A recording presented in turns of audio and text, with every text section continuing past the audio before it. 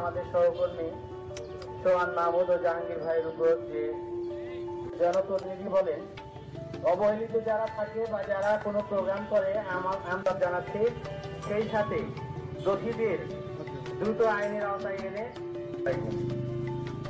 আসলে এখানে আমাদের সঙ্গে ছিলেন সময় টেলিভিশনের সাংবাদিক জাহাঙ্গীর আলম সোহান ও যমুনা টেলিভিশনের সাংবাদিক মনোয়ার হোসেন জুয়েল।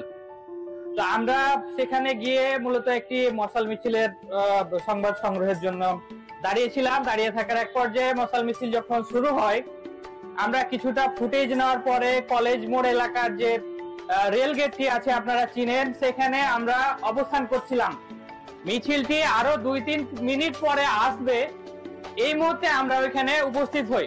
সাংবাদিকরা মাথা গোঁজার ঠাঁই কবে পাবে? প্রশাসনকে বলতে চাই, 4 দিন অতিবাহিত হয়েছে, আমার সহকর্মীর উপর হামলা হয়েছে, আজ পর্যন্ত কোনো ব্যবস্থা আমরা দেখতে পাচ্ছি না। যতক্ষণ এই হামলাকারীদের গ্রেফতার না করা হবে, ততক্ষণ আমাদের এই আন্দোলন চলবে। আক্রমণ করা হয়েছে, কিন্তু খুবই আশ্চর্য লাগলো যে অভিযোগ দেওয়ার পরেও 4 দিন পার হলেও এখন পর্যন্ত থানা কোনো এজাহার নেয় নাই, এফআইআর হিসেবে গণ্য করে নাই।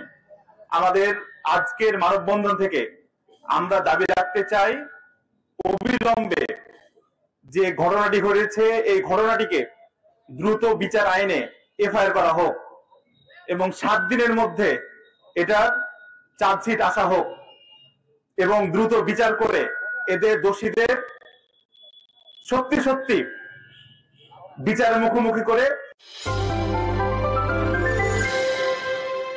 কিন্তু আমিরুল হাজী সাহেব, আপনি আমাদেরকে দাঁড়াতে বাধ্য করেছেন। আপনার বুকের কথা কথা হয়নি, আপনি আমাদের সাংবাদিককে আঘাত করেছেন। আপনাকে বলার পরেও আপনি আপনার কর্মীর বিরুদ্ধে এখন পর্যন্ত কোন ব্যবস্থা নিতে পারেননি। আপনি বলছেন যে এটা আমার কর্মী নয়।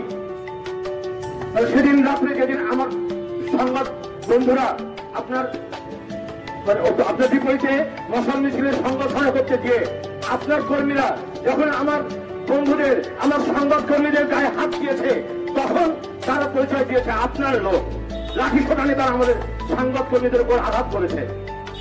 সুতরাং আমিরুল সাহেব, আমরা আপনাকে বিনীত অনুরোধ জানাবো, আপনি এটা দায়ভার স্বীকার করে অবশ্যই অবশ্যই চাঁপাবাবুদের জেলার সকল সাংবাদিক কাছে ক্ষমা চাইবেন।